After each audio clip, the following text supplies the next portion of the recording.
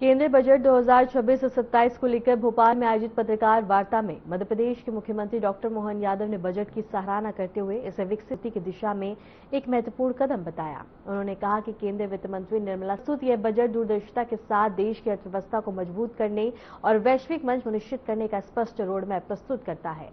मुख्यमंत्री ने कहा कि बजट में गरीब नारी सशक्तिकरण को केंद्र में रखते हुए समावेशी विकास पर विशेष ध्यान दिया गया है। स्टार्टअप्स, इनोवेशन और आर्टिफिशियल इंटेलिजेंस जैसे उभरते क्षेत्रों को बढ़ावा देने की सरकार की योजना को उन्होंने अद्भुत करारा है। श्री प्रधानमंत्री श्रीमान नरेंद्र मोदी जी के मार्गदर्शन में केंद्रीय वित्त मंत्री श्रीमती निर्मला सीतारमण द्वारा केंद्रीय बजट 2026-27 विकसित भारत के संकल्पों की सिद्धि की ओर सच में ये एक बड़ा महत्वपूर्ण कदम है। बजट के माध्यम से वो सारी चीजों को हमारे सामने एक फोकस्ड रूप में रखा है, जिसके आधार पर आज वैश्विक स्तर पर भारत की छवि और बने। हमारी सभी इकोनॉमी की जो संभावना वाले मार्ग है उनको मार्ग प्रशस्त करते हुए लंबे समय के लिए अमृत काल तक भारत की सशक्त भूमिका वैश्विक परिदृश्य में क्या बने उसका बहुत अच्छा रोडमैप बना है। गरीब, युवा, अन्नदाता और नारी सशक्तिकरण को लेकर के स्टार्टअप, इनोवेशन, आर्टिफिशियल इंटेलिजेंस जैसे विभिन्न क्षेत्रों को समाहित करते नव दृष्टि से परिपूर्ण इस बजट पे मैं स्वागत करता हूं और खास करके एआई, इनोवेशन, स्टार्टअप को जिस ढंग से प्रमोट करने की सरकार ने योजना बनाई, वाकई वो अद्भुत है।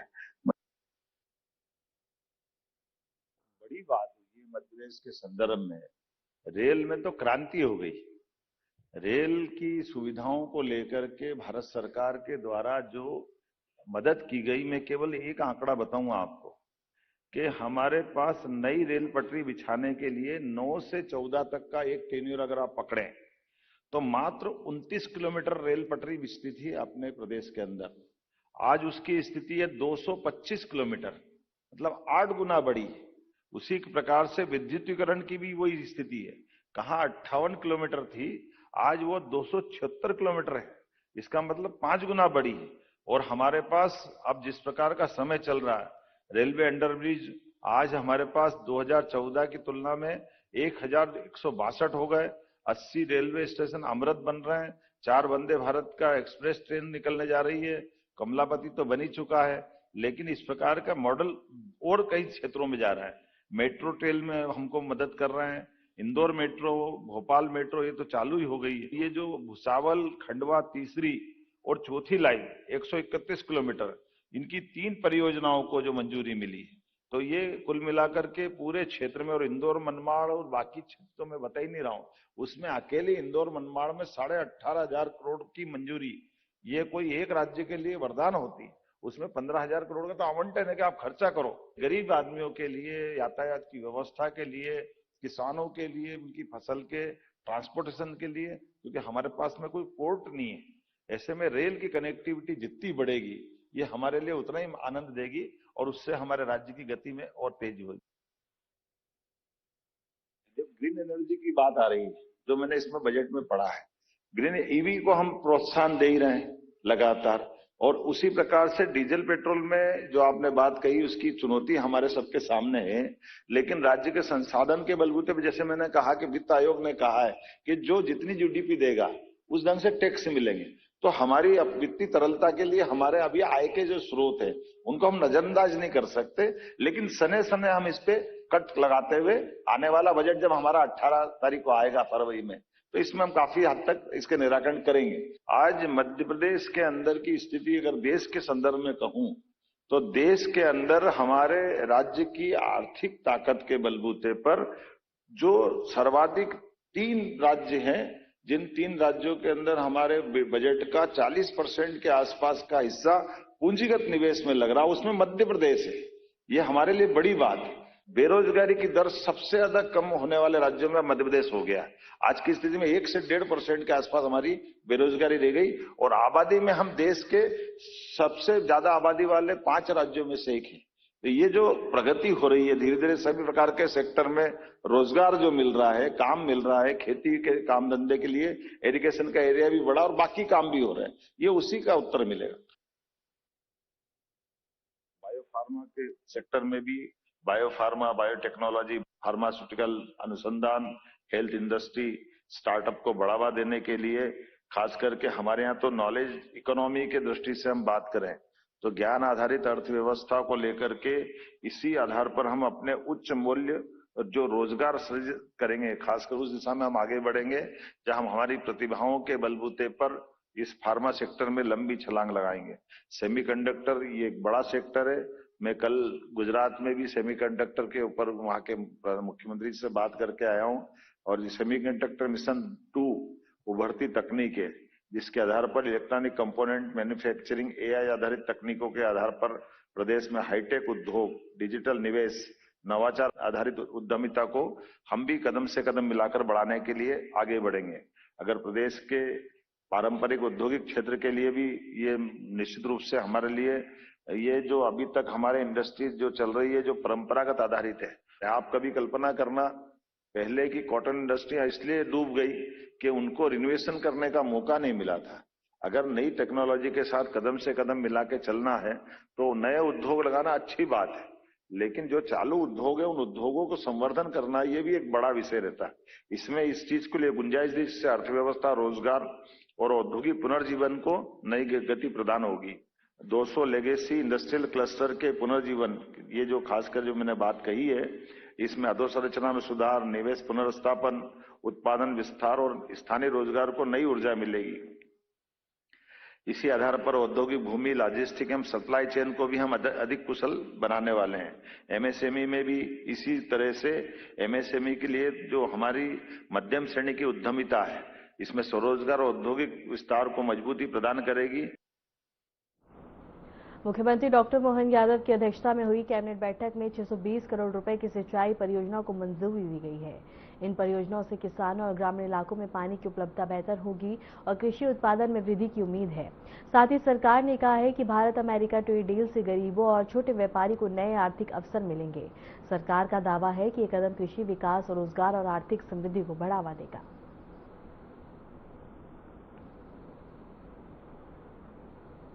और इसके साथ ही मुख्यमंत्री मोहन यादव की अध्यक्षता में हुई कैबिनेट बैठक में 620 करोड़ रुपए की सिंचाई परियोजनाओं को मंजूरी दी गई है। इन परियोजनाओं से किसानों और ग्रामीण इलाकों में पानी की उपलब्धता बेहतर होगी और कृषि उत्पादन में वृद्धि की उम्मीद है। साथ ही सरकार ने कहा है कि भारत अमेरिका ट्रेड डील से गरीबों और छोटे व्यापारियों को नए आर्थिक अवसर मिलेंगे। सरकार का दावा है कि ये कदम कृषि विकास, रोजगार और आर्थिक समृद्धि को बढ़ावा देगा।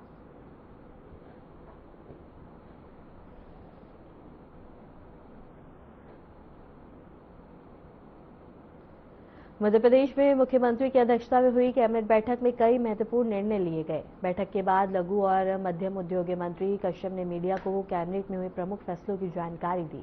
मंत्री कश्यप ने बताया कि कैबिनेट ने प्रदेश के औद्योगिक विकास, रोजगार सृजन और निवेश को बढ़ावा देने से जुड़े अहम प्रस्तावों को एमएसएमई को सशक्त बनाने, स्टार्टअप्स को प्रोत्साहन देने और स्थानीय युवाओं को रोजगार के अवसर उपलब्ध करवाने पर विशेष फोकस किया गया है। डॉक्टर मोहन यादव जी ने कैबिनेट की बैठक संपन्न हुई।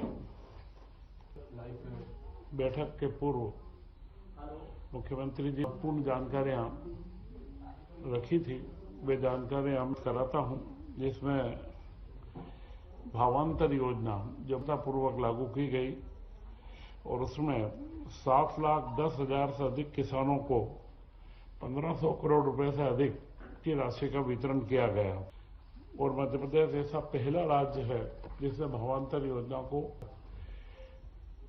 इसी के साथ में इसका भुगतान भी तत्काल 2 माह के अंदर कर दिया गया।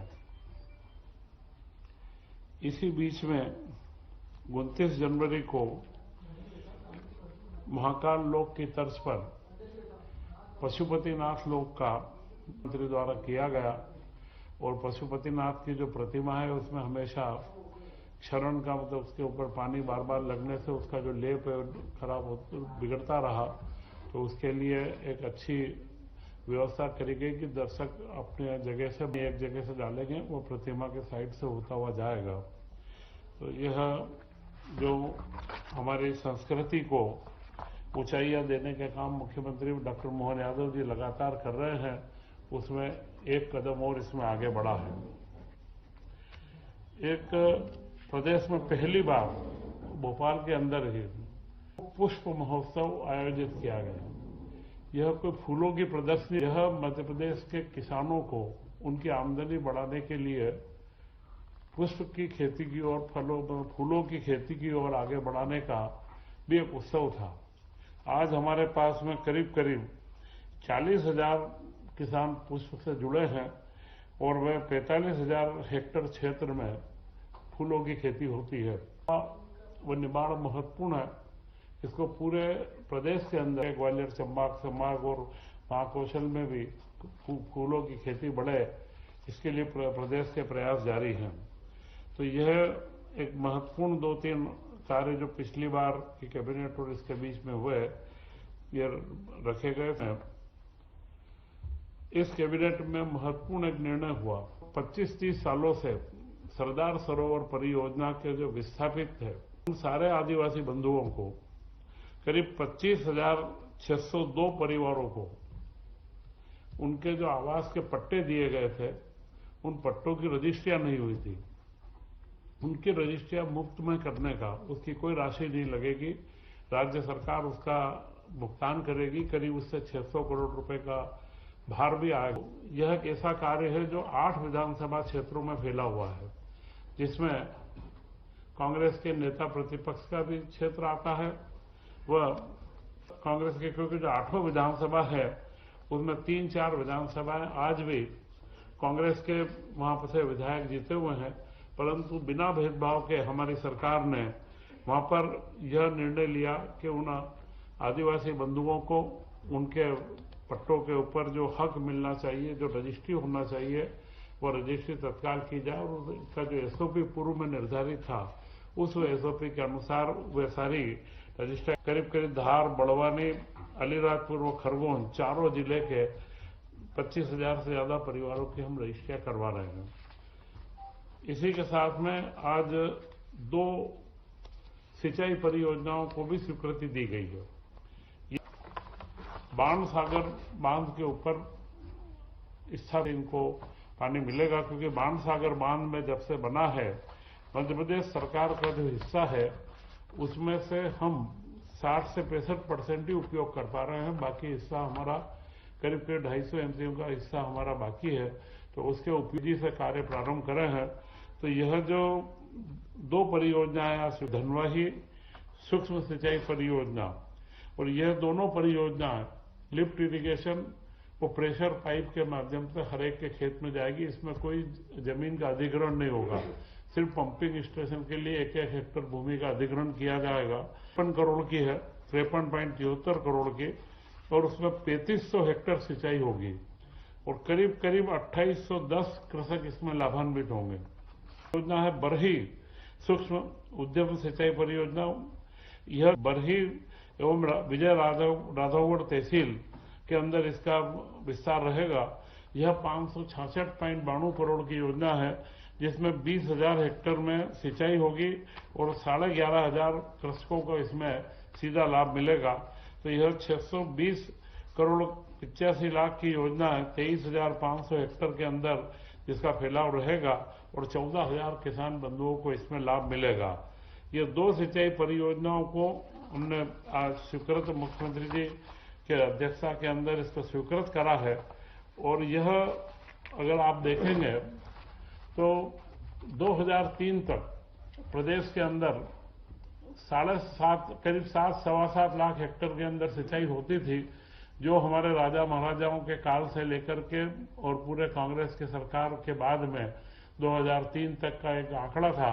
इसके बाद में जो हमारी सरकार 2003 से बनी, परंतु पिछले 2 वर्ष में डॉक्टर मोहन यादव जी के नेतृत्व की सरकार ने 2 साल के अंदर ही 7.5 लाख हेक्टेयर सिंचाई का जो आज जो हमने स्वीकृत करा, इसको मिला करके 7.5 लाख हेक्टेयर की योजनाओं को धरातल पर प्रारंभ करा है। और इससे जो हम अगले वर्ष को किसान वर्ष के रूप में, किसान कृषक कल्याण वर्ष के रूप में मना रहे हैं, उसमें जल ही सबसे महत्वपूर्ण बिंदु रहता है। गंभीरता से कार्य कर रहे हैं और जल के साथ में इन सिंचाई परियोजनाओं के अंदर जब भी बड़ी योजनाएं बनती है तो विस्थापितों का एक बड़ा मामला रहता है। तो हमने यह उदाहरण भी दे रहे हैं कि जो 25,000 परिवारों को पट्टे बना करके जो सिंचाई परियोजना के माध्यम से कोई हमारे बंधुओं को जो समस्या आती है उनका भी हम निराकरण तत्काल करेंगे। इसी के साथ आज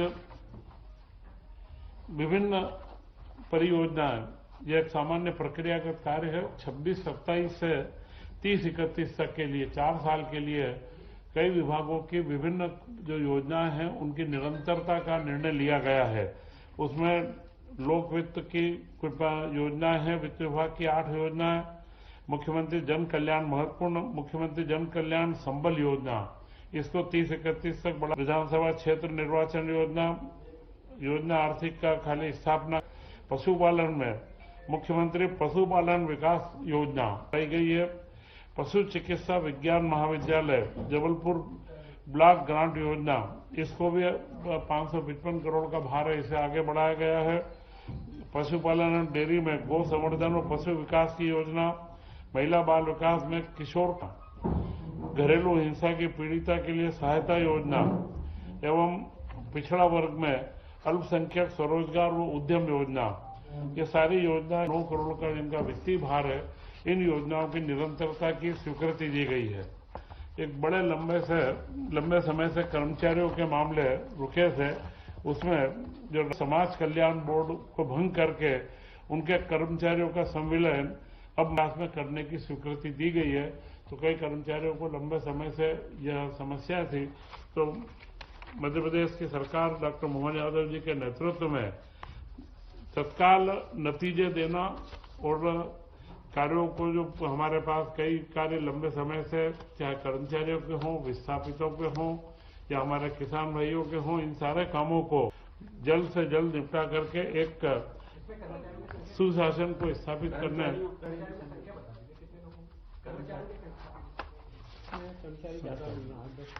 कमी है। बहुत छोटा बोर्ड था, परंतु चाहे 8 भी हो, बड़े लंबे समय से परेशानी में थे, तो उस कार्य को हमने पूरा करा।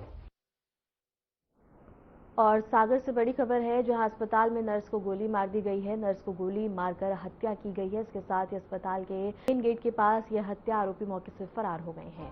इस वक्त की बड़ी खबर हम आपको बता रहे हैं, जहां मध्य प्रदेश के सागर जिले में एक अस्पताल परिसर में सनसनीखेज वारदात सामने आई है। अस्पताल में ड्यूटी पर तैनात नर्स को अज्ञात हमलावरों ने गोली मार दी, जिससे उसकी मौके पर ही मौत हो गई। घटना अस्पताल के मेन गेट के पास हुई, जिससे परिवार में अफरा तफरी मच गई है। और इसके साथ ही आरोपी ने अचानक नर्स पर गोली चलाई और बयान देने के बाद मौके से फरार हो गए। घटना की सूचना मिलते ही पुलिस मौके पर पहुंची है और शव को पोस्टमार्टम के लिए भेज दिया। फिलहाल पुलिस ने मामला दर्ज कर लिया है और अस्पताल परिसर में लगे सीसीटीवी कैमरों की जा रही है। आरोपी की तलाश के लिए पुलिस की टीमें गठित कर दी गई हैं। इस घटना के बाद अस्पताल स्टाफ और स्थानीय लोगों में दहशत का माहौल है।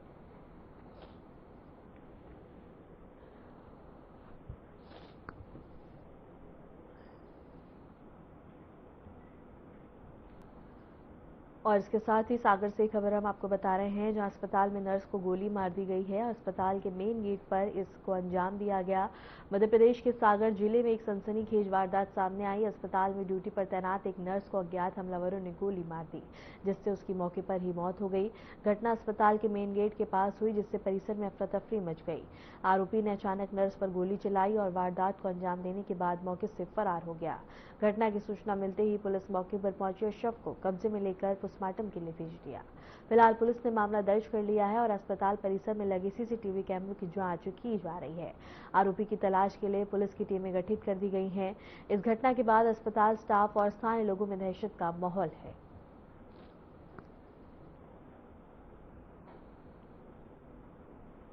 रुक करेंगे अगली बड़ी खबर की ओर। सतना से बड़ी खबर है, जहां विवादों में डिग्री कॉलेज का रिजल्ट और कुछ नंबर के अंतर से सैकड़ों छात्र फेल हो गए हैं।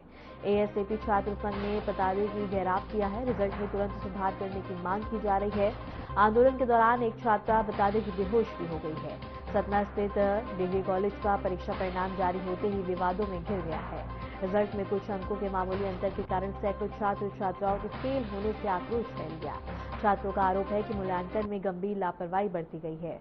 रिजल्ट से नाराज छात्र संघ के कार्यकर्ताओं ने कॉलेज पहुंचकर प्राचार्य का घेराव किया है और तत्काल परिणाम में सुधार की मांग की है। छात्रों का कहना है कि 1-2 अंकों के कारण उनका पूरा साल बर्बाद हो रहा है, जो उनके भविष्य के साथ अन्याय है। आंदोलन के दौरान अफरा तफरी का माहौल बन गया। इस बीच गर्मी और तनाव के चलते एक छात्र बेहोश हो गई, जिसे मौके पर मौजूद लोगों ने प्राथमिक उपचार दिलाया। छात्र संघ ने चेतावनी दी है, यदि जल्द सुधार नहीं किया गया तो आंदोलन को और तेज किया जाएगा। वहीं कॉलेज प्रशासन ने मामले की जांच कर उचित कार्रवाई का आश्वासन दिया है।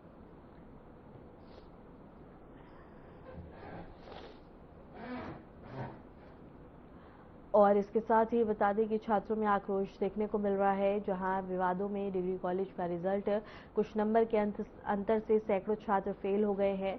छात्र संघ ने यहां घेराव किया है। रिजल्ट में तुरंत सुधार करने की मांग की गई है और इसके साथ ही आंदोलन किए जा रहे हैं। आंदोलन के दौरान एक छात्र बेहोश भी हुई है। सतना स्थित डिग्री कॉलेज का परीक्षा परिणाम जारी होते ही विवादों में घिर गया। रिजल्ट में कुछ अंकों के मामूली अंतर के कारण सैकड़ों छात्र छात्राओं के फेल होने से आक्रोश फैल गया है। छात्रों का आरोप है कि मूल्यांकन में गंभीर लापरवाही बरती गई है। रिजल्ट से नाराज छात्र संघ के कार्यकर्ताओं ने कॉलेज पहुंचकर घेराव किया और तत्काल परिणाम में सुधार की मांग की है। छात्रों का कहना है कि 1-2 अंकों के कारण उनका पूरा साल बर्बाद हो रहा है, जो उनके भविष्य के साथ अन्याय है। आंदोलन के दौरान अफरा तफरी का माहौल बन गया। इस बीच तनाव के चलते एक छात्रा बेहोश हो गई, जिसे मौके पर मौजूद लोगों ने उपचार दिलाया। छात्र संघ ने चेतावनी दी है कि यदि जल्द सुधार नहीं किया गया तो आंदोलन को और तेज किया जाएगा। वहीं कॉलेज प्रशासन ने मामले की जांच कर उचित कार्रवाई का आश्वासन दिया है।